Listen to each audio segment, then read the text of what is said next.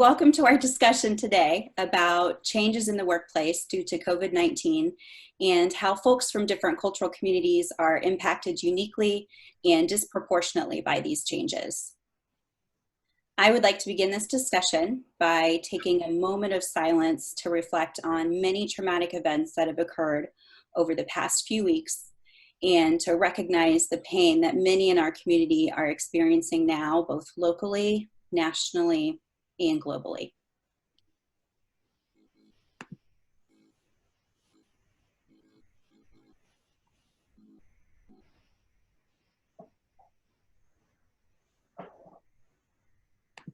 Thank you. It is important that leaders create a safe space for employees to deal with very traumatic incidents that might occur and impact their sense of belonging on a daily basis. Throughout this conversation, our hope is to offer you different perspectives on how many of your team members and our community at large may be experiencing the world differently so that you can intentionally create a culture of belonging in your own organizations. We have a lot of great discussion points that we'd like to cover today. I have a feeling we may run over time, but we are recording this conversation, so I'll be able to provide you all with a link to watch the entire dialogue when you have time in the future if you need to leave the conversation before it's concluded. My name is Tiffany Hanson, and I am the Outreach and Engagement Manager with Luna Language Services. We're a language translation and interpretation company. You may have seen our ASL interpreter, Andy Rourke, at the governor's daily press briefings. We also provide services in over 200 spoken languages. So I spend most of my daytime hours advocating for accessibility to information, resources, and opportunities for community members who may have limited English proficiency. I'll be moderating the discussion today. Megan Nail with First Person Advisors will be monitoring our Q&A section for your questions and for our discussion leaders.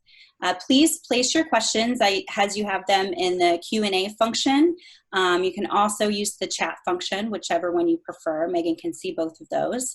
And then throughout the conversation, I will take breaks and field some of those questions and direct those to our discussion leaders.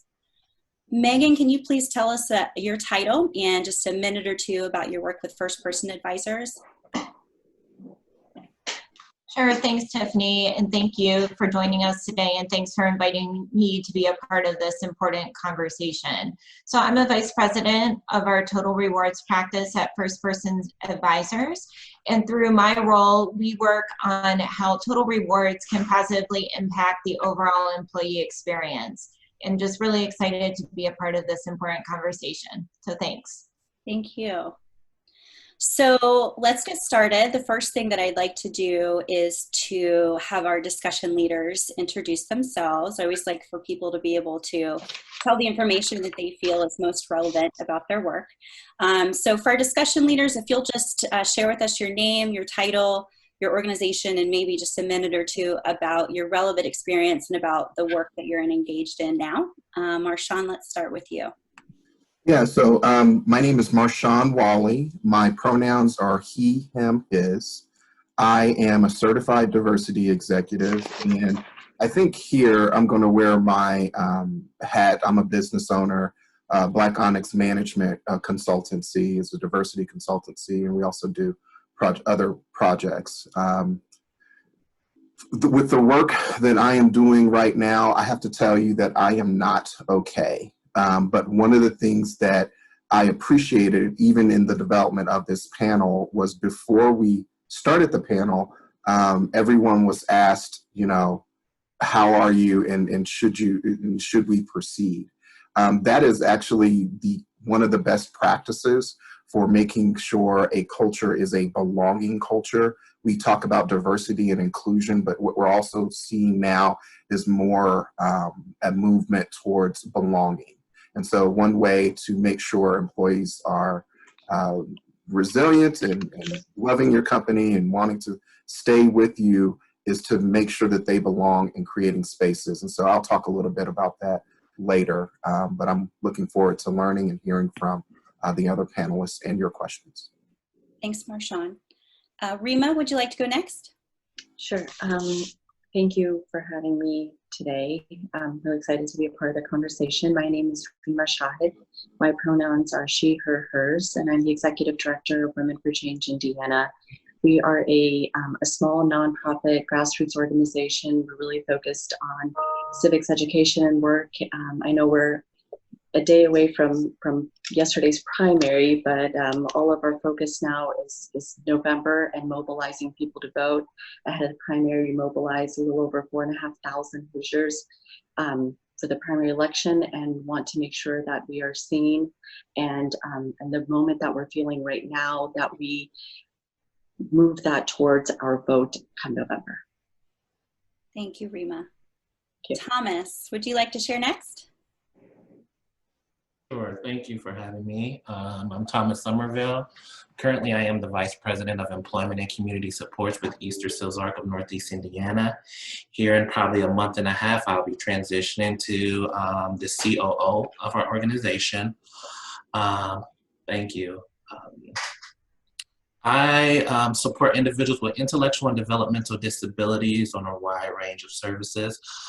We're located in Fort Wayne, Indiana, so we're just north of Indianapolis, and we serve about 1,000 individuals. We have over 500 employees, and just to speak candidly, I'm really excited to be here among my peers and to hear some of their perspectives, because I definitely bring a different perspective dealing with the disability community, as well as being an African-American executive in an organization. So I'm super excited to be here and learn about all the great perspectives that my peers have.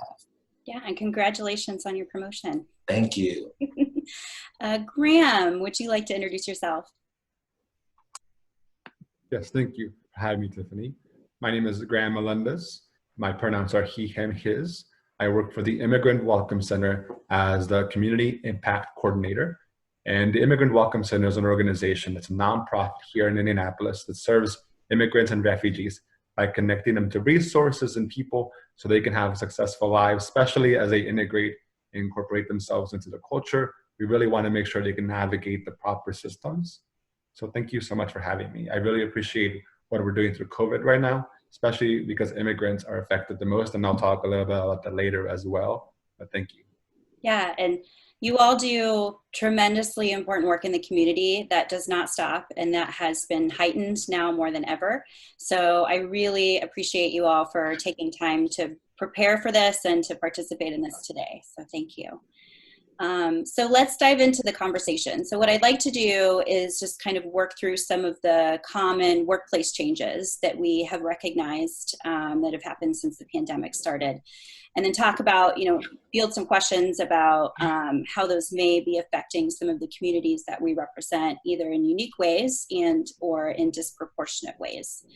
So the first thing that I want to talk about are thinking about some specific industries where layoffs have been more prevalent. Let's consider how this change might affect folks who need to completely switch careers, because if it's an industry-wide layoff, then it's going to be really hard for them to transition to a similar position with another company, right?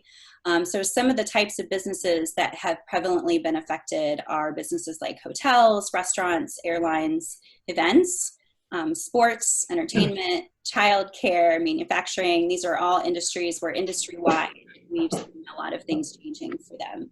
My first question is, are some communities feeling the layoffs much harder than others? And I'd love to throw this to Marshawn first.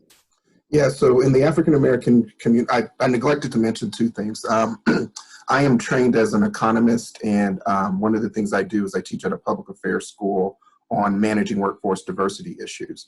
When you look at the economic ramifications, Black folks in the labor market have a saying: we are the first fired and the last hired.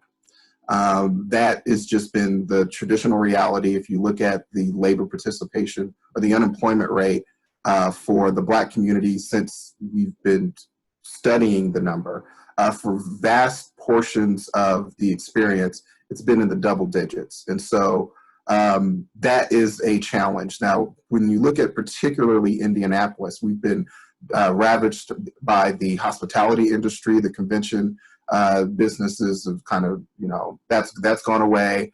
that the restaurants have been impacted.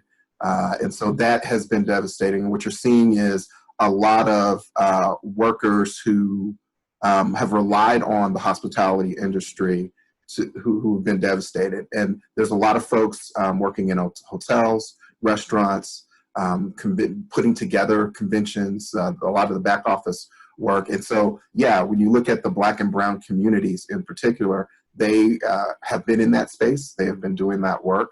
And a lot of the work that you see where relies on human interaction kind of skills, you see Black and brown people over-concentrated there.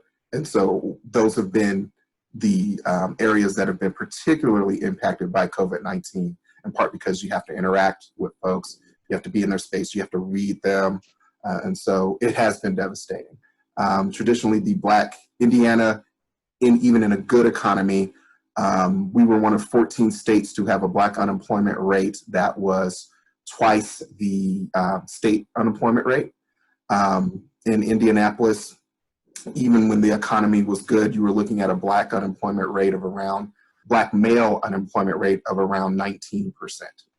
And so that does not even count people who are institutionalized. So you have the criminal justice system also playing a role in that. So yes, definitely Black males in particular, Black and brown people in general, and then just folks who have been connected to the hospitality industry here have been devastated. Rima, did you want to add to that?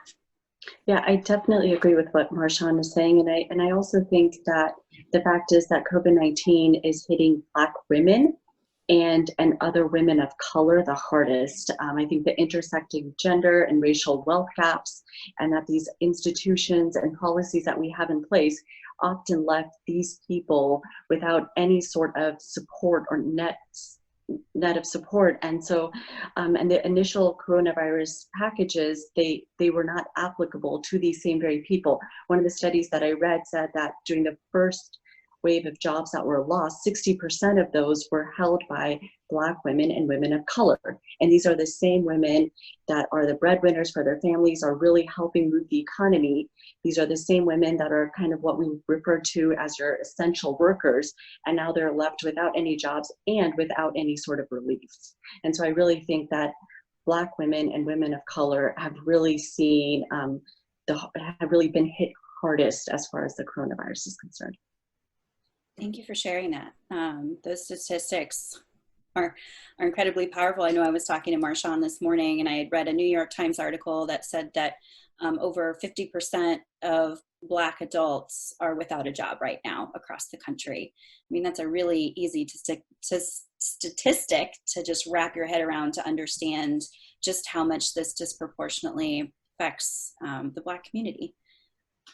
So when we think about that, we think about a lot of people who will need to completely pivot their career path or any kind of job that they're working right now, their skill sets. So my next question is to think about what resources are out there to help these folks to make a career change. And I'd love to throw this to Thomas first.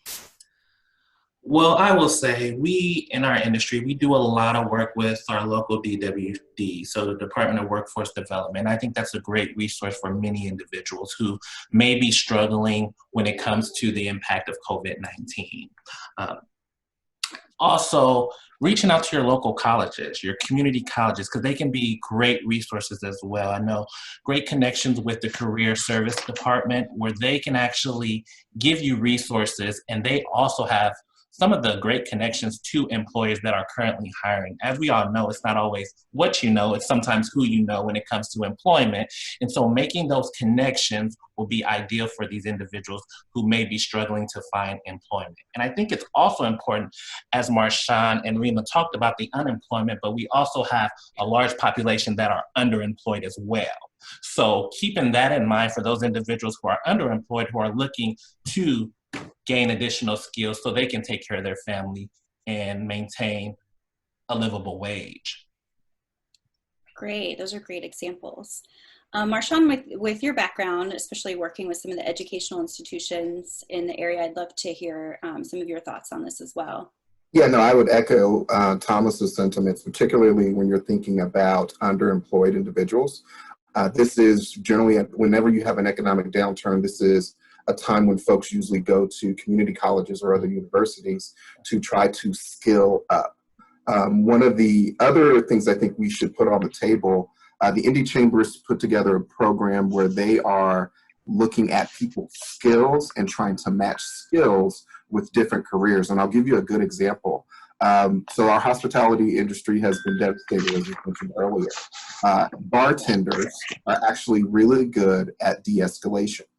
And so one of the ideas has been to connect bartenders to the IMPD Police Academy, because they would make great officers because they de-escalate. And so what I think folks who are either unemployed or when you're even in a human resource setting, I think it's going to be important to be thinking about skills. And even when you're putting job descriptions out there, thinking about the job description from a skills perspective, and I know you all do a great job of that, is going to be important, and it's going to be actually an excellent opportunity to get unique talent into your organization, particularly at a time like this when we have a surplus. Well, so the interesting thing is we actually do have a lot of jobs out here right now, but there's a skills mismatch. And so this is the time really to be focused on, what new skill are you either going to leverage that you haven't thought of as a economic, asset, or what new skill do you want to cultivate and create by continuing your education? So as you mentioned skill building, one of the things that I wanted to bring up was thinking about, as career changers build skills right now for jobs in different sectors, what kind of barriers might stand in their way? I'd love to throw that question to Graham first. So thank you, Tiffany. This is a huge challenge for immigrants. Technology is an incredible barrier, and this includes using technology to develop an English language proficiency through online programs. Right now, the only way EL classes are currently offered in Indianapolis is in this manner, and other further training and credential skills as well.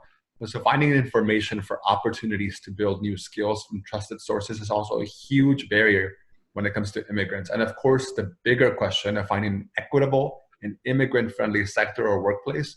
So this paired with the amount of resources it can take to change careers, we suspect that the Immigrant Welcome Center, that many immigrants stay in their jobs, even when it's unsafe due to COVID-19, as it takes money to be able to change careers and jobs typically.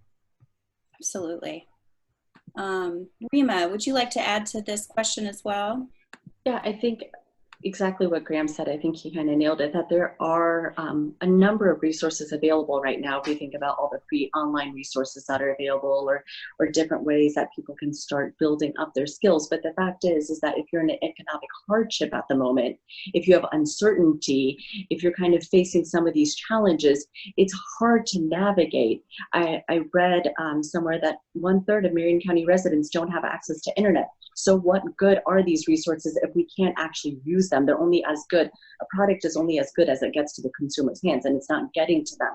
There's a lack of access to these programs. And so I think that really becomes, is it just the people that these programs are available to? And we have to think about accessibility for those that really truly need it. So on that same note, with a lot of people trying to look for work right now, thinking about job boards or the application process, all of these things, thinking about accessibility for that, and are these things the way that we look at things, the way businesses have these set up, are those accessible to all communities? So I'd like to throw this to Thomas first, especially with the community of people with disabilities. What things do people need to keep in mind about accessibility for these things? Just like Rima said, it's one thing to have the technology available. It's another thing to have it accessible to the individuals who need it. And I think that's where we run into a lot of the issues, whether it's job boards, whether it's getting applications out there. We can put it online, but if we don't have the internet access, individuals will not be able to access those things. So it's going to be incumbent for business owners, companies, to really think differently about marketing and how we're getting the information out to the stakeholders. That is huge. And especially from the disability community, they have underlying issues. So reading may be an issue, comprehension may be an issue. Internet access may be an issue. So how do we get those things to these individuals who still may be vital parts of the workforce? I mean, we have individuals who work in the hospital setting, hotel settings, and they're vital workers. But without having kind of like that backdoor entrance or that backdoor resources, they wouldn't have been given the chance. So it's really important to think differently how we're marketing and how we're actually giving resources to these individuals. And for the disability community, it's a huge issue. You know, they don't have the financial resources to get internet. They don't have the financial resources to have the smartphones that they can just get on and do a quick application. So as a provider, it's up to us to work with the business community to educate them on some appropriate ways to actually get this information out to our individuals. Do you have any, just like maybe one solid takeaway, one quick suggestion for working towards accessibility for people with disabilities in this process? Maybe what's one thing that with most people that you work with, you usually end up giving them the advice to do? I would say, think outside the box, because the traditional way of giving information has to change, especially with COVID-19. Even if you think about all of the businesses who had to deploy hundreds and thousands of staff to work virtually, the first thing they had to think about was, do our staff have internet access? Do they have what they need to perform the job? So really think differently and don't be afraid to try something outside the box. Connect with providers who are experts in this area. If you're looking to get more information out to the disability community, to the immigrants, how do we connect with those businesses who already have that expertise and not try to recreate the wheel? Right.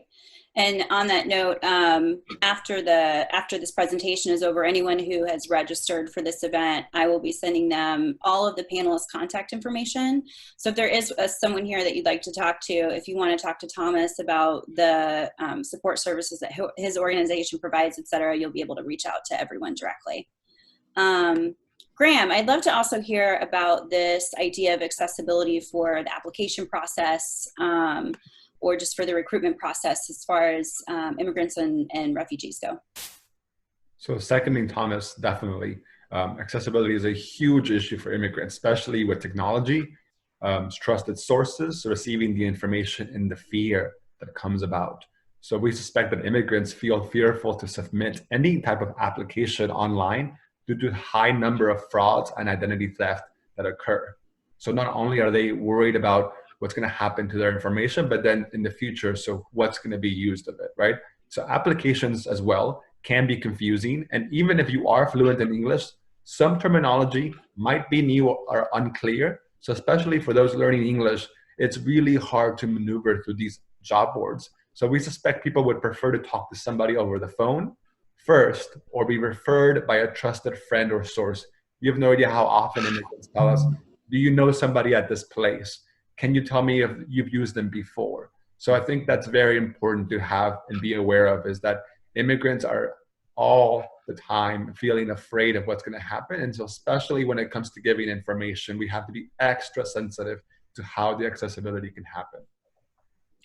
Grim, kind of same question as I posed to Thomas. Is there one common suggestion that you typically give employers as far as improving their language access? Exactly that, improving your language. So think about in your recruitment statuses or even in your job boards, what it looks like to have different languages accessible to immigrants, and even further, what it looks like to hire a diverse workforce. When it comes to people who speak different languages, definitely make that a priority. If a person is bilingual, can they use that information to further access those job boards? And so with that being said, I think it's very important for employers to take note of that the city is full of immigrants, and there's not just Spanish. There's many other languages as well. So yes, your page is accessible to Spanish speakers, but what about the rest? We have to make sure that all immigrants are inclusive and that all communities feel the accessibility. Right. And just to paint a picture of the language demographics of the region, we have over 100 languages represented here just in central Indiana. The state of Indiana has received refugees from over 46 different countries over the past 10 or 15 years. And also very locally, the census information that came back in 2017 reported that 13.5% of residents here in Marion County, so the Indianapolis area, prefer to speak a language other than English in the home. That's a really big percentage. And I always like to talk with people and remind them that language comprehension is absolutely a spectrum. So while someone may be able to speak English in a conversation about their daily life, that doesn't mean that they're equipped to be able to use some different terminology and different vocabulary. Thank you. Megan, did we have any questions that came in? We have a couple of comments. Thomas, a few comments congratulating you on your promotion. So congratulations again. Thank you.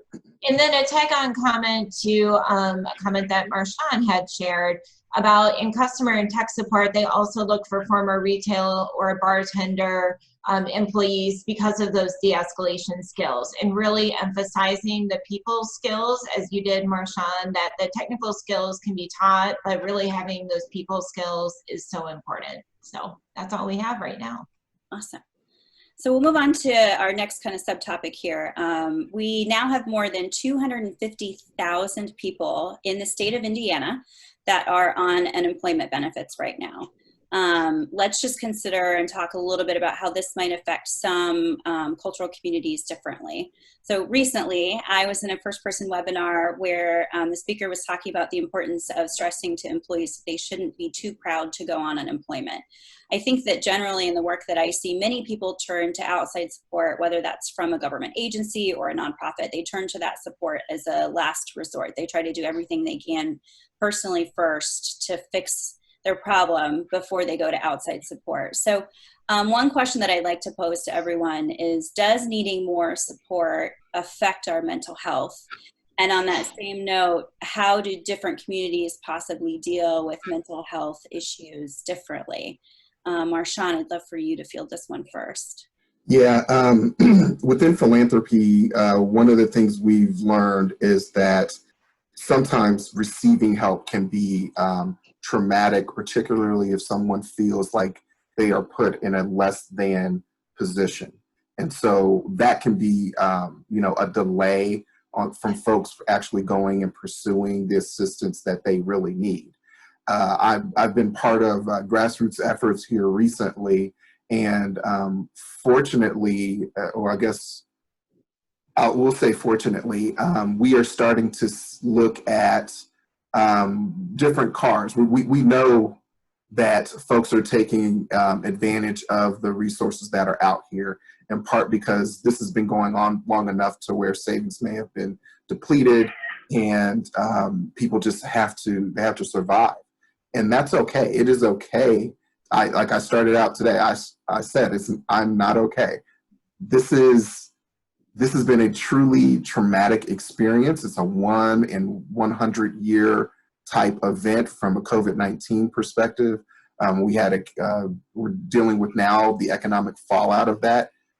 If humans were just built to deal with that, I would be afraid of them, because these are large traumatic events happening. So it's okay to not be okay. Within the Black community, this is actually a conversation that we are trying to do better at having, particularly in Indianapolis.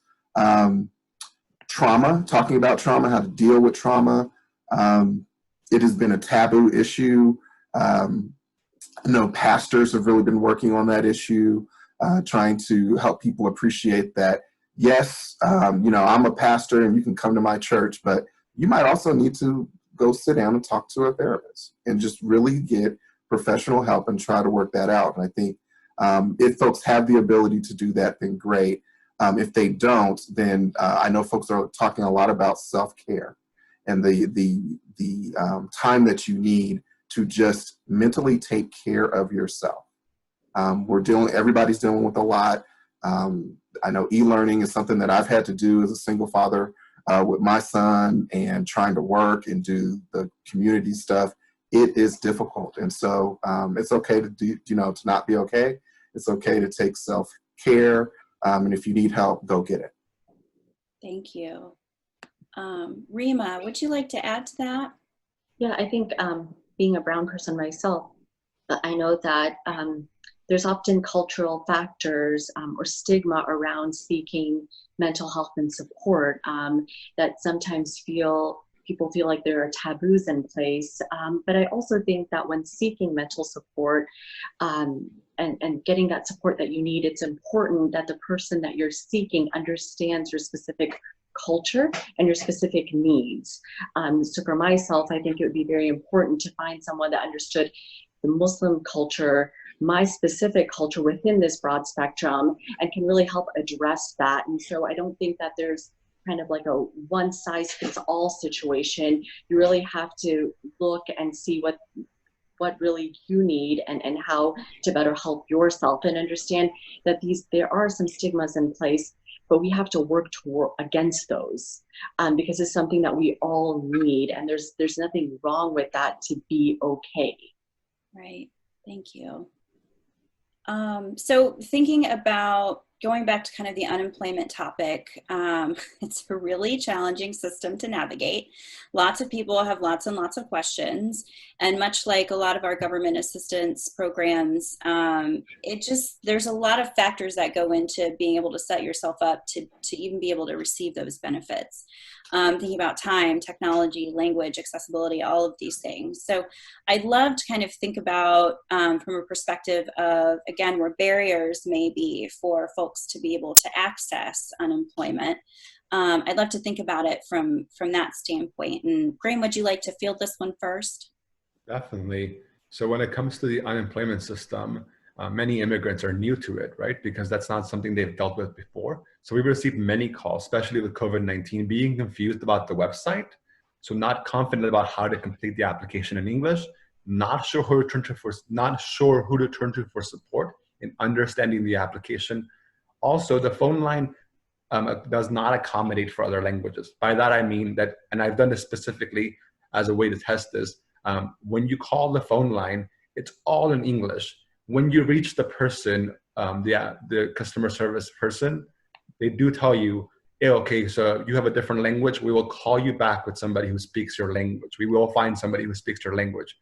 But it takes about a 5-minute journey to get to the person over the phone. And so it's very important people understand that it's so confusing to go through the entire system, because if you don't know the English language, you're not going to be able to get the help you need. And also, people sometimes aren't very friendly in customer service, so immigrants kind of have a little bit of a hesitation to call for that reason. And lastly, we find immigrants don't feel safe or comfortable when exploring these options because they're looking at right now a lot of their legal status, the public charge that came out. It's very important. A lot of people know that they're afraid of how it's going to compromise their status to obtain a green card. So they're looking at trusted information and sources that can help them, because they feel it is their duty to prove to the US that they are respectful and feel a responsibility not to rely on the government for any public assistance, including unemployment. So some immigrants will not seek unemployment at all because they feel that that's going to impact their later status. And Graham, just to make sure, I know I'm very familiar with the topic that you're talking about, but just to make sure that our whole audience is on the same page, can you explain just really briefly what that public charge status, what that means and why people are afraid of that? Sure, we could take an hour over this, but essentially, yeah, it's very, so if a person who's trying to pursue a green card, that person, if they take any kind of public benefits, and you can look this up online yourselves, there's a lot of lists, but essentially, when it comes to getting assistance from the government, as of this, earlier in February of this year, a public charge rule was passed where people who are attaining these benefits, it could impact how their green card status goes. So if a person who is an asylee now goes to a green card process, what happens is that they will be asked if they took any kind of public assistance. And if that happens, it could impact how they get the green card. And so it's very, very crucial that you understand that they look at unemployment in such a way, so they prefer not to go through those sources, because then they will be impacted in a permanent way. Right. Thank you for elaborating on that. Thomas, I'd love to throw this question to you, the original question, thinking about the resources that you need to navigate the unemployment system. What are some of the challenges that maybe people with disabilities might have with navigating this system as well? Tiffany, I think everything you said, the time, the technology, sometimes the language, the accessibility, the understanding, all of those are barriers that individuals with disabilities may encounter as it relates to trying to pursue unemployment. And then not really knowing what unemployment is and how it actually impacts them, because we also have another layer of benefits that some individuals receive who have an intellectual and developmental disability. So really talking through that is also a barrier. I think for us here at Eastern Ozark, it's twofold, because like any other business, we serve individuals with intellectual and developmental disabilities. However, we have services that we had to shut down. So not only did we have to educate our staff that were furloughed because of the shutdown, we also had to educate our participants as well who are out in the community working, who were furloughed as well. And I will say for us, our HR department did a great job. We put an FAQ together. We gave it to all the staff that were furloughed. And we were intentional about telling them, you need to go down and file for unemployment. If you have questions, come see us, because we want you to be as well as possible. As we know, the pride may get in the way. Well, I don't want any government subsidies. I don't need any of that. However, knowing the impact of COVID-19 and knowing the financial ramifications many families have faced, it was important for us to do our due diligence as a provider and as an employer to educate our staff, saying, this is what you need to do. Don't feel bad. I mean, and to be honest with you, going back to the last question, when COVID-19 first hit, the first thing we did was we contacted our EAPs just to give our staff resources, because this is a traumatic experience. So having that trauma-informed care and giving them the resources to say, hey, I don't feel comfortable about this, but I need to talk to somebody. Or how can I navigate this? What are some of the best options? And so I will say that was one of the biggest things we did, was we shot that out to our whole agency. Here's EAP, here's a free resource if you're struggling mentally, emotionally, and please use it. But like I said, individuals with disabilities, I mean, it's the same thing that Graham said, the understanding, the accessibility, and then sometimes it's the wait. As we know, millions of individuals have applied for unemployment now. So what we are seeing is they're not getting the quick turnaround now. By time it's time to go back to work, now I'm going to start getting the back pay of unemployment. So what do I do in this gap period where I'm not receiving any income? Like, how do I navigate that? And I think it's important to educate them on other resources in the community as well. So two important things that I just heard from both of you gentlemen. One, Thomas, that you said in a few different ways was that your HR department pushed this messaging out to everyone. You said everyone should do this. Everyone should get help. These services are here for everyone. We're here to help all of you to navigate these things, right? I think sometimes one of the mistakes that I see lots of people making is saying, if you need help, reach out, right? But I think asserting first and foremost that you want to help everyone, and then telling them how to connect with you, or personally checking in with people to see if they need help. It's a very different message than saying, if you need help, please let me know, right? So I think that's really important.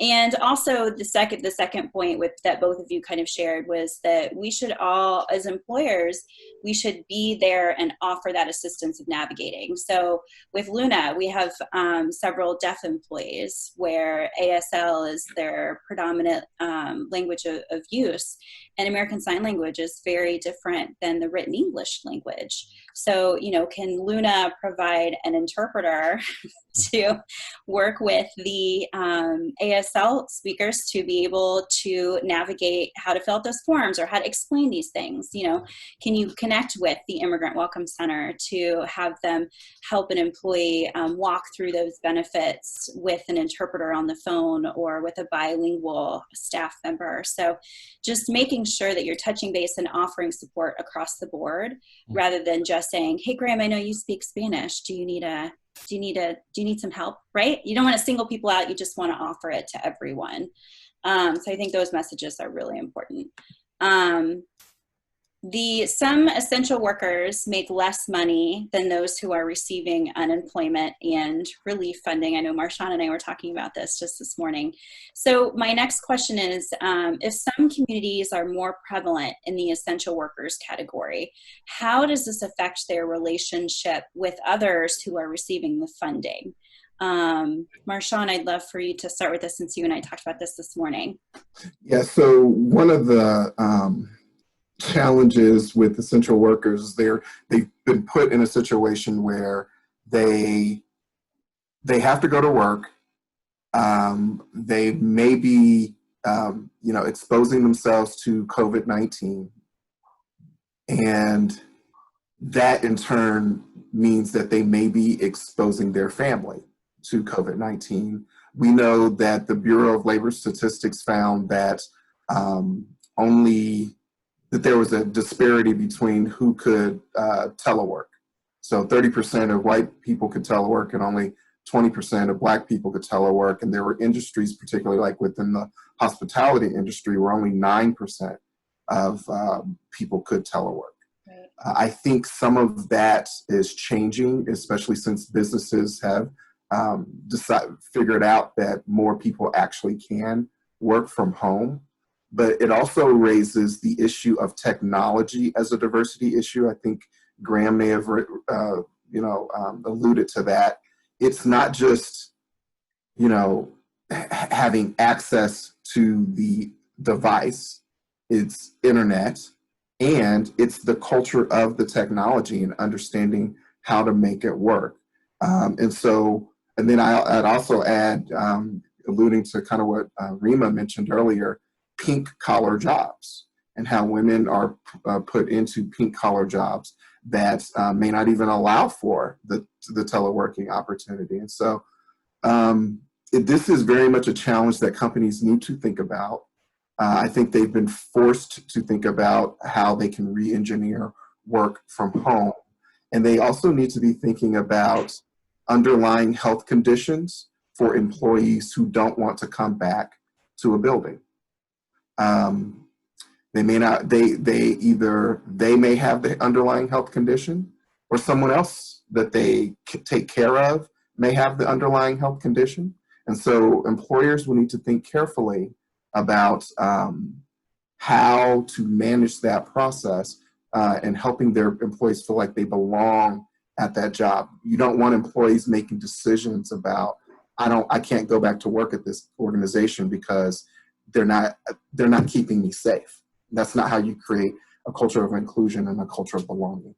Right. So thinking about people who are essentially, they're the essential workers that are still able to work right now, but if they do work, that means that their safety is compromised, especially in their health. Yep.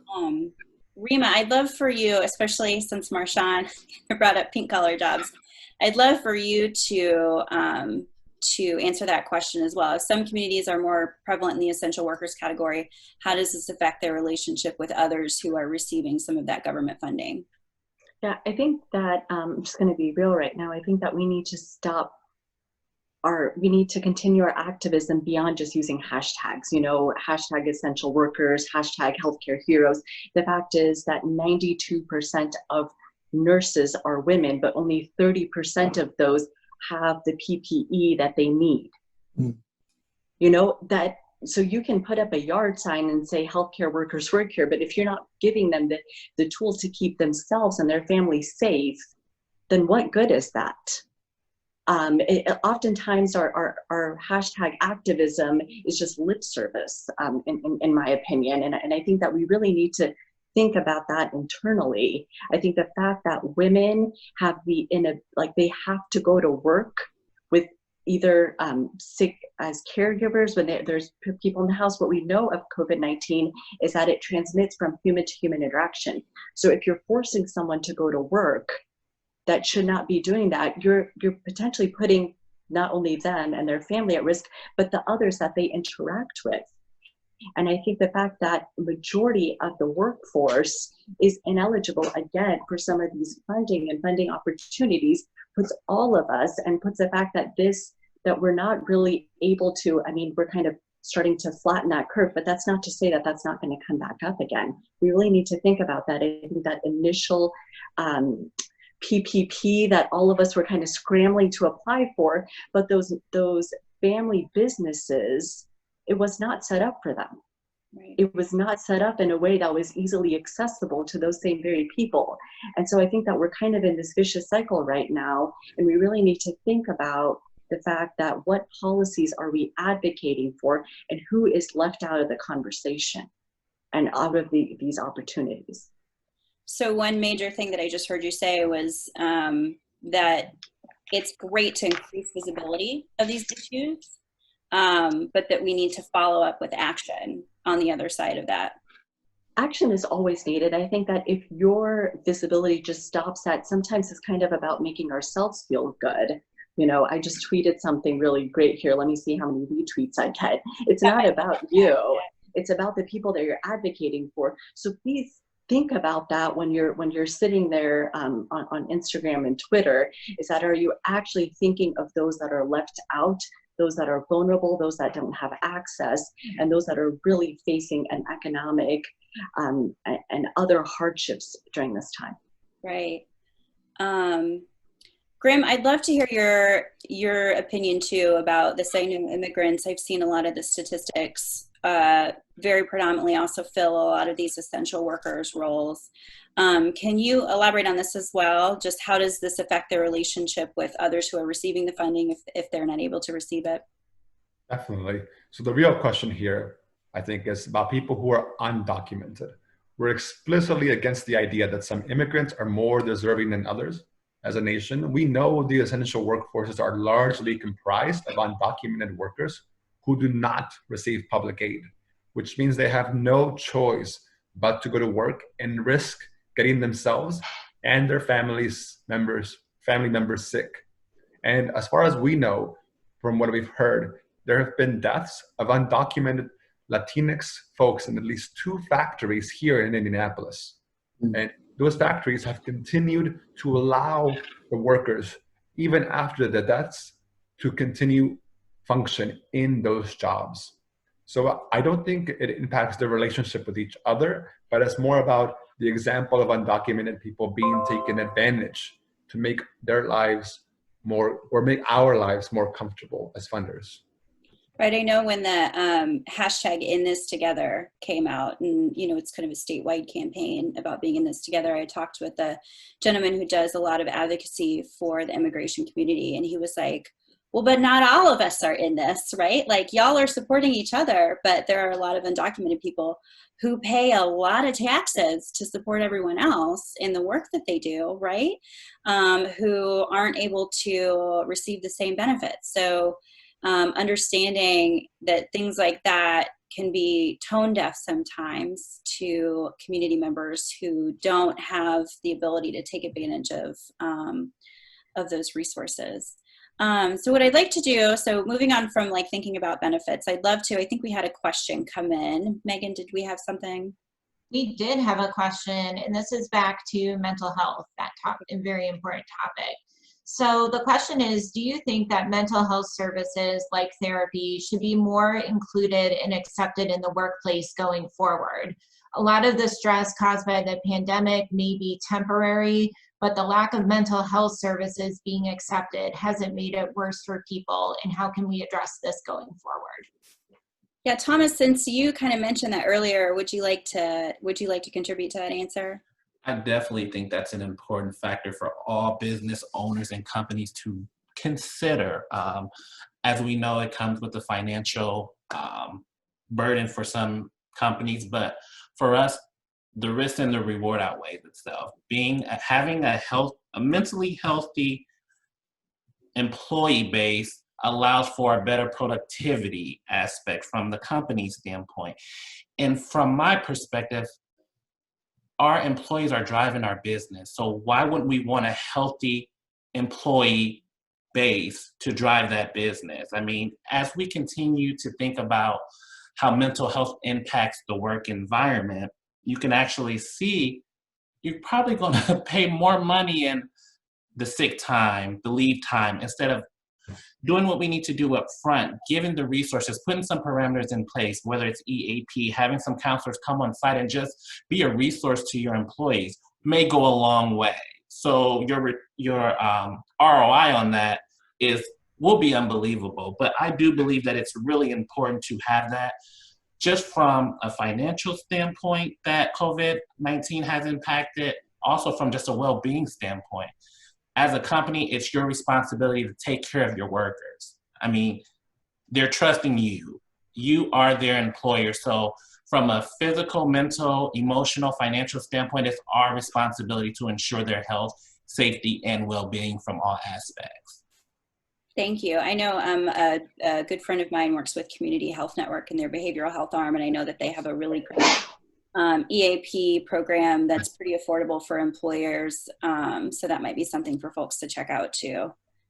All right, so moving on to the next topic, and we kind of touched on this earlier, Marshawn did. In many industries, more workers are needing to work from home more. So thinking about how this affects some cultural communities differently. How do parents work with kids at home? You know, Rima and I were talking about this earlier. Does this affect mothers more than fathers, especially single mothers? Let's just kind of talk about how this might affect some folks a little bit more uniquely or specifically. Rima, did you want to start with that? Yeah, and like I was sharing earlier, I'm a mom of 3, and I've had to disperse all 3 of them to be able to take today's webinar in a professional way. Otherwise, it would be impossible. But as we think about that, women are 10 times more likely to stay at home. Moms are 10 times more likely to stay at home with their sick child. There are 5 times more single moms in the United States than single dads. That's not to say that there are not any single fathers, but they're single moms. There are 5 times more single moms than single dads. And what we know is that Black single mothers and brown single mothers are losing their job at a higher rate than women with a 2-parent home. And I think that is something that, as a mom, that now we kind of wrapped up e-learning, we're now in the dog days of summer. What do you do? How do you try to professionally conduct yourself when you have children wearing bathing suits wanting to take you to the pool all day? It's hard. We need to create some systems and think about the fact that these women of color, Black moms, brown moms, are losing their jobs at a higher rate, that women are often put in this impossible situation of continuing their careers or taking care of their children when they have employers that are not helping and not willing to adapt to make sure that they stay in the workplace. And then if they do go back, we have this salary wage question that then it kind of sets your trajectory. And for a lot of moms, it's hard to kind of get back into the workplace. I think during this COVID time that we've seen a lot of daycares are no longer in business. And so what do you actually do? How do you continue your career? How do you put your skills to place and continue in that while having to navigate and often appease your child? Right. In impossible situations. Maybe we just have a little more grace and a little more flexibility with our employees who are parents, especially single parents. Exactly. I think that we all need to understand these are not normal times, and trying to work as normal or conduct business as normal. There's nothing normal about what we're in right now. And to try to do that, you're just burying your head in the sand, and you're not being aware of your employees and what their needs are. And I think that that's very short-sighted. Yeah. So also thinking too, do employees who need to work from home have the access to the technology and the internet? We kind of touched on this earlier, access that they need to make working from home accessible. Graham, I'd love for you to field this one. Definitely. This is a huge challenge. We receive many requests for laptops for immigrants at home. We find that most immigrants will let their children use the computer, tablet, or phone for their schoolwork. So many immigrants are most likely using smartphones to try to do all of their work, which, as you all know, working from home is very difficult. So now think about a language barrier and added to it the access for Wi-Fi as well. A couple of companies, when COVID-19 hit, allowed some immigrants and other populations to have access to Wi-Fi for a low cost or free, but that doesn't end there. We need to find a way to make sure that all immigrants have access to these technology needs. Yeah. Thinking too, when people are forced now to spend more time at home, this could be for employees, but also for children. I know this conversation is coming up in a lot of places. How does more people being forced to work from home, how does this affect community members who are more susceptible to volatile situations at home? I know REMA Women for Change has done the Clothesline Project. You've done a lot of work in the domestic violence sector. I really love to hear from you about this question. I think for women with no social support system, the economic hardship of this pandemic could be immeasurable. We don't know how long and how hard this is going to be hit. Globally, domestic violence is on the rise. Children are now facing, if we think about all the children that receive a lot of their meals from school, hunger, and people are put in these high stressful situations. I think here in Indiana, I was talking to someone, and we, not just domestic violence, but I also think we need to think about the fact that sexual assault cases are on the rise here in our state. And currently in the state of Indiana, we do not have, I know you kind of mentioned the Clothesline Project, we do not have consent legislation. No does not mean no in the state of Indiana. Sexual assault cases are on the rise, domestic violence cases are on the rise, hunger is on the rise, and this is going to have a very long-lasting effect on women and children. Thank you for that. If anyone is interested, look up the Clothesline Project. You can see a lot of the work that REMA and her organization have done around this issue. It's really tremendous what you all are doing to shed light on what domestic violence actually looks like to a lot of different people, but more specifically women, right? Last question, thinking about people working from home. With many day centers for those with disabilities and seniors being closed for some period, this has placed additional, sometimes challenging and stressful caregiving responsibility on other caretakers. What has the impact been? How has staffing for these important services been impacted by the pandemic? Thomas, I'd love to hear from you on this topic.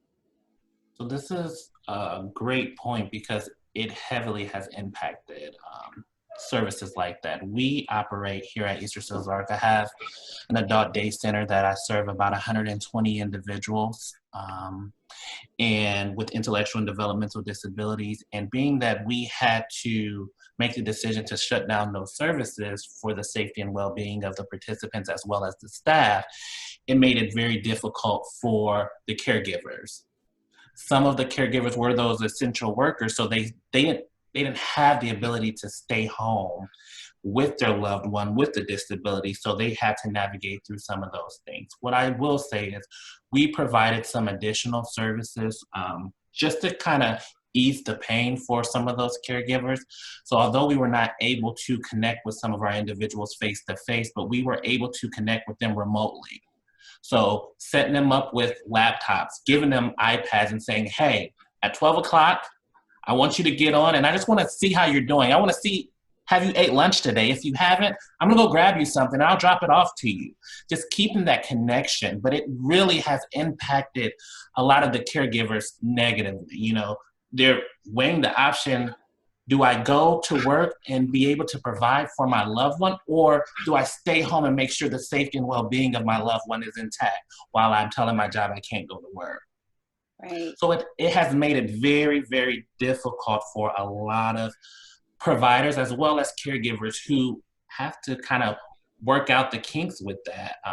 We did provide a lot of resources to our families as well. Although we shut down our services, we actually did some research on some of the programs that were available to essential workers where they can take their loved one who may have a disability, and we gave them those resources so they could understand that, okay, although I'm not able to take them to their traditional place, here's some other resources I may can tap into, because I think that's important. When you're dealing with COVID, you're dealing with going to work, you don't necessarily have the time or the energy to research resources you can actually use during a time like this. So that's another thing that we did. We just put together a resource package for our staff as well as are stakeholders. So they can have the same resources as anybody else. So even though they may not have the technology aspect, we was on the ground running. We was delivering things to the home, saying, here you go. Like, here's a meal. Here's also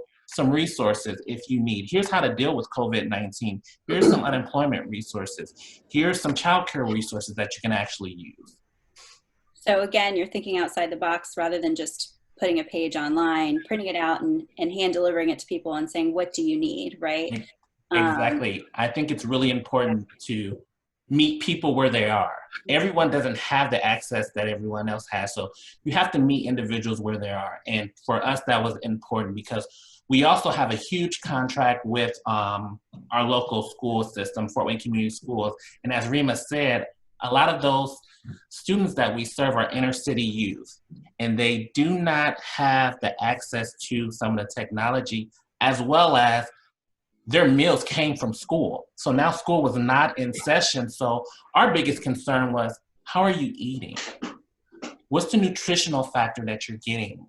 And we partnered with some of our local restaurants who were delivering free meals, and we actually coordinated efforts to be on the ground running, picking up those meals and actually delivering them to the homes, not only to see how they were doing, but to ensure that they were still getting what they needed. Yeah, that's fabulous. Megan, did we have a question or two come in? We did. We do have a question. So this is back to mental health, such an important topic. So I'm not surprised we're getting a lot of engagement around that.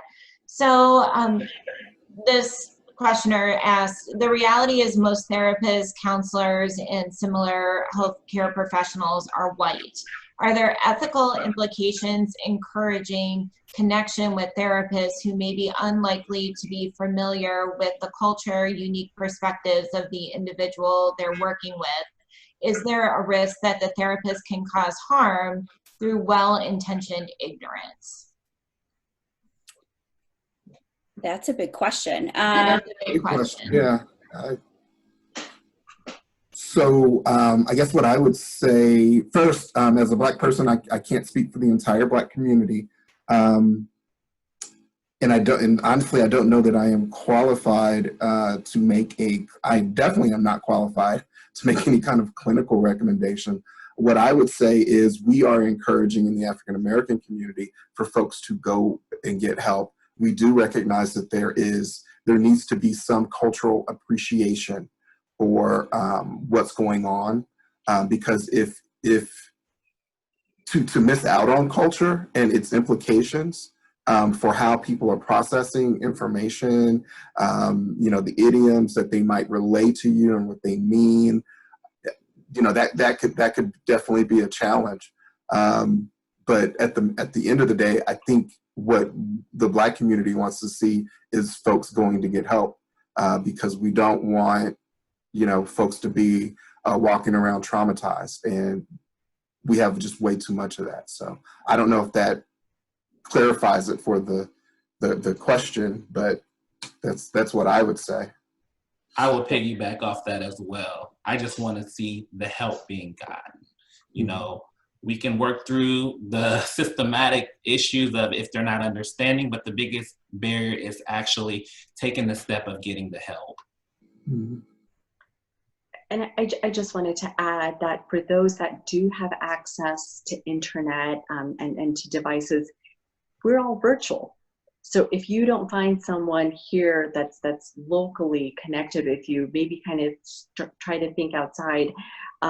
I am certainly not the best person to, I don't have any sort of training in mental health, but I kind of echo what Marshawn is saying, that I think it is, for me personally, I think it is important to try to seek help from someone that understands me and my specific needs and my culture and some of the nuances. Right. Thank you. Megan, did we have another question? We just had a question around some resources for employers to provide mental health assistance to employees. I think that's something that Tiffany and I welcome thoughts from the panelists, but we can try to send out some resources as a recap from this webinar so you have them handy. Yeah, I know Community Health Network, like I mentioned, has an EAP program. Also, Eskenazi Health has a really wonderful mental health program as well. That might be helpful for folks. Okay, the last kind of big topic is thinking about essential workers. So many essential workers are being forced to work more hours and may place themselves in volatile situations with public health guidelines. We've touched on this a little bit. This could include industries like food production, grocery stores, logistics, package delivery, healthcare. Some of these industries have a prevalence of different cultural communities working in these roles who are exposed to more racism and bigotry in the community because they are forced to interact with the general public more. I know I saw a video of a UPS delivery man where a woman wanted to call the police on him. He had a full UPS jacket on, he had a cart full of packages, and she stopped him and questioned him about why he was walking in her community. It was insane. And that's just one of many, many stories. I was wondering if anyone else wanted to possibly shed some light on what some folks may be experiencing in some of these positions, maybe with any specific stories or anything that you've seen or heard. I think just that really basic storytelling can be really powerful for some to understand how someone else is experiencing the world. Marshawn, would you like to field that first? Yeah, so particularly with essential workers, one of the things that we're hearing, particularly in hospitals, is that Black essential workers are being put in the more riskier positions. You think about a hospital, they may, they have a COVID-19 protocol where they have all the potential COVID-19 patients in one area, and then you have the normal hospital operations happening someplace else. We've heard about that, some of that going on. I think what COVID-19 has done is exposed a lot of the racial inequities that we have experienced. And I think it is, as Rima has suggested, and as Tom and everyone has suggested, we do also have to continue to look at that through a lens of intersectionality and how that plays itself out. So if we know that Black women are more likely to be nurses, as was suggested earlier, from an advocacy perspective, that becomes a question for leaders to, when we're talking to the healthcare leaders, how are you treating your employees? Who is handling the COVID-19 patients? Yeah. Those are questions that we should ask. Yeah. Rima, would you like to add anything to that? No, I think Marshawn kind of hit that, and I think that it's important to, he kind of spoke about this, but what COVID has really done is shed light on the inadequacies that our current laws have. The fact that we don't have paid family leave, the fact that in Indiana we don't have reasonable pregnancy accommodations for those same very people, like I mentioned earlier, that we're hashtagging about.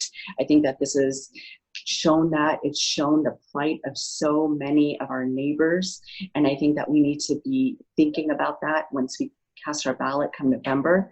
I think what we need to think about that when in January, when we go back into the General Assembly, all politics is local. Think about what policies are coming out of the Indiana State House and what we need to continue to advocate and fight for. Thank you. And Graham, I know immigrants, again, fill a really high number of those essential worker positions.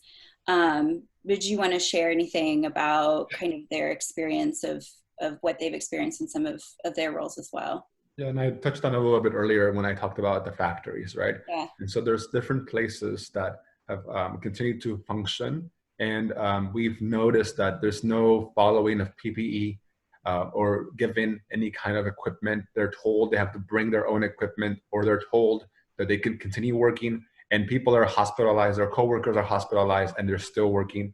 And in fact, a couple of them have said, I believe I may have it, but when I told my boss that I need to go take a day off, they just say, that's not going to be paid. So just there's different things we've seen that immigrants, especially through this period of COVID-19, have been taken advantage. And whether people know that that's reality or not, that is the reality, because many immigrants don't speak English as well as others in their work field. And there's one quick story I want to share where one of the women we work with, she said essentially that she was at her fast food restaurant, that she was working, for the curbside delivery service. And one of the coworkers inappropriately touched her below the waist, and that she then had to hit him with the tongs that she had in that moment. And she was the one arrested for this.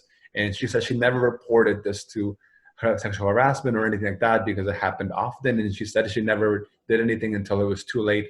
And then she was the one that was arrested. And it was through a teacher, an ELL teacher that she works with or studies under, that she was able to then share this. And we were able to look at that situation. So, and when asked why immigrants are learning English, many teachers here, because I want to defend myself at work.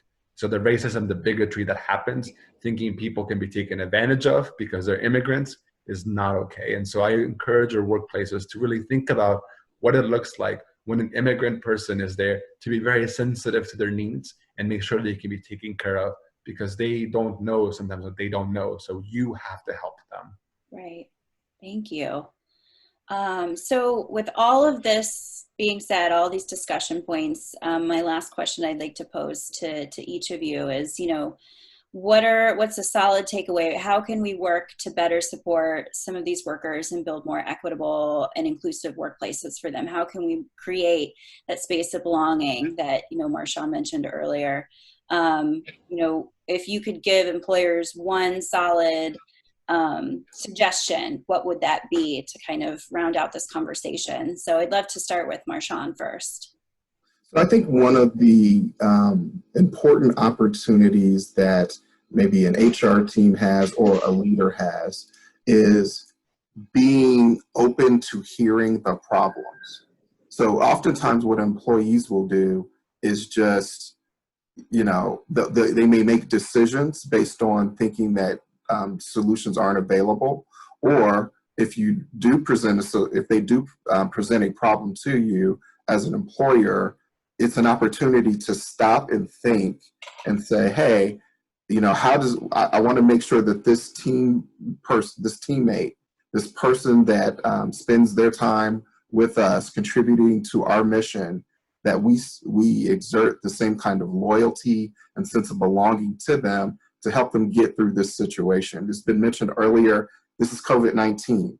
It is both a once in a lifetime, hopefully, situation, but it's also an opportunity for organizations to think about how they can create that culture of belonging that in the long term is going to help organizations be competitive, whether it's a government trying to move a city forward, a nonprofit trying to move its mission forward, or a for-profit trying to compete in the private sector. Thank you. Rima, do you have one solid takeaway you'd like to share? I have two, if that's okay. Go for it. One is commit yourself to social justice work. I think that's so important. Commit yourself to making sure that the policies and the laws that we have are inclusive to your employers is very, very important. And I think the second point that I have is it's not your employer's duty to educate you. It is not your Black and brown employer's duty to educate you. There are resources, there are books. The community is going through enough right now. Educating you is not their job. So please commit yourself to learning. Commit yourself to understanding that though what you read and what you understand may be hard for you, but it's not about you. It's about your employer. And so if you really want to have an equitable and inclusive workplace, be ready to put in that work. That is an excellent takeaway. Thank you. Yes, that is very real. Yeah. Sure. Thomas, would you like to share your takeaway for today? From an employer standpoint, I would just say the one takeaway was just flexibility in your processes, flexibility in your procedures. As we all said, COVID-19, this is an unprecedented time. We haven't been through this before. So our policies and our procedures need to reflect that. We need to have some leniency on our attendance policies, on all of these policies that we have in place, because this is something that we've never been through before. This is something our staff have never been through before. So they're going to experience things that that are new to them. So being flexible in your procedures, in your policies, in your operations, so you can embrace an inclusive environment. Thank you.